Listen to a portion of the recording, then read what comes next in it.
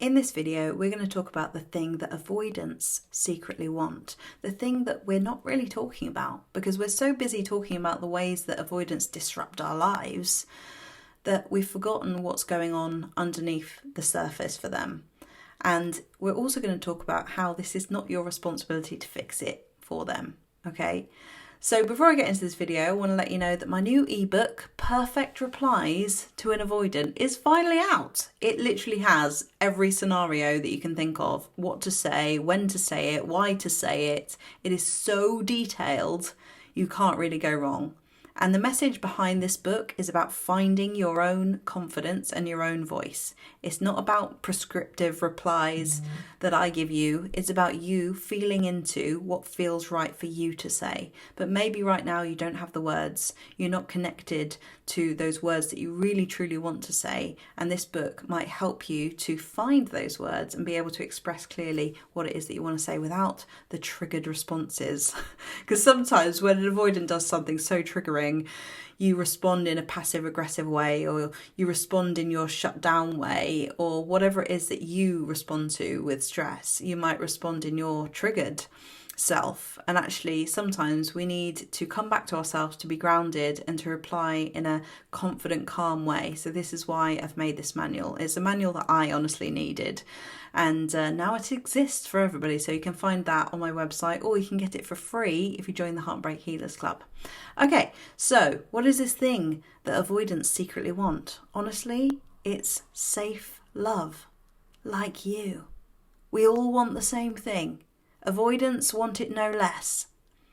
The difficult thing is that unless they're willing to do the work, to realise where they've shut down, to realise where they've cut themselves off emotionally, then they won't be able to meet somebody in the middle.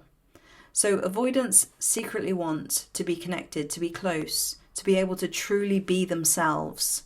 They want the same things that we all want. This is why these relationships are so infuriatingly frustrating, because on some level you both know that you actually want the same thing. You want to be able to love each other in a safe way. You want to be able to be the other person's safe person. But avoidants are often so guarded because they've had to be from their childhood. They've learned that as a coping strategy.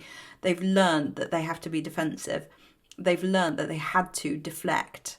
They've learned that they had to push their feelings aside. And that worked for them for a while. It kept them safe. It kept their nervous system at bay, regulated enough to get through a difficult time. And now in adult relationships, it doesn't work. And until they start to see that they have numbed themselves out, that they have shut down, they won't be able to meet you in the middle. So they want safe love, but so do you. So this is not your responsibility to fix it.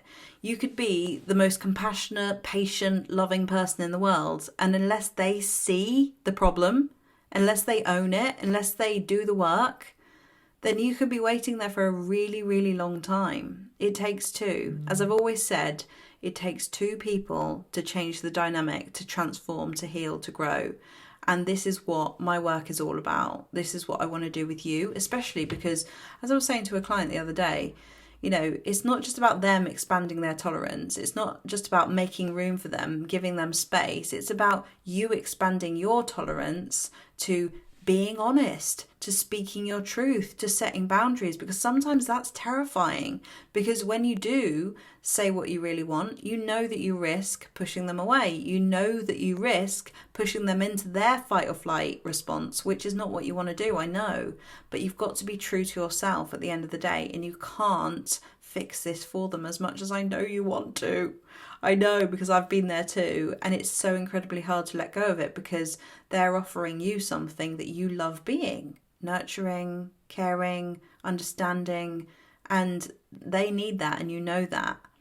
But you have to be honest with yourself about what they're investing into you and how much of your needs are being met from being with this person.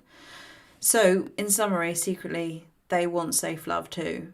And we all have to hope and pray that they will find the situations and come across the things they need to enlighten that interest in what's going on with them. Okay? So know that there's an element of surrender in this for you, a lesson in surrender, where you have to say, I'm going to let you be where you are because you know how horrible it is when, your parents tell you what to do. You don't want to do that. You want to make your own mistakes, and that is the only way that we grow and we learn, through making our own mistakes. So you have to let them make their own mistakes sometimes, even if that means losing you, which would be a terrible mistake for them to make, because you're there, open, willing, loving, and probably will be the one that got away. And I'm not saying this to sort of make you feel sad or anything, but to remind you of your worth and your power, and that there's nothing wrong with you because they are this way. It's not your fault that they are avoidant, and there's nothing that you can do better to encourage them, apart from, if they're willing, then you can know that they're working on it. And that's great when two people are working on their stuff, but you can't do it for them. So if you want to know what to say in this situation with an avoidant, then my manual will really help you. It's got every single situation in it, everything they say, every trigger they bring to you, every way that they shut down, whatever it is. There are things that you can say in a clear, calm, grounded way that isn't triggered whenever you're saying it. Because the worst thing that happens with an avoidant is they're triggered, it triggers you, then you trigger them again, then they trigger you again, it goes round and round. But when you have the words, when you have the grounded, clear responses, you get to end that loop. So this is why I've made this book. So if you want any more information about that, you can find out in the link below, and I'll see you in the next video. Bye.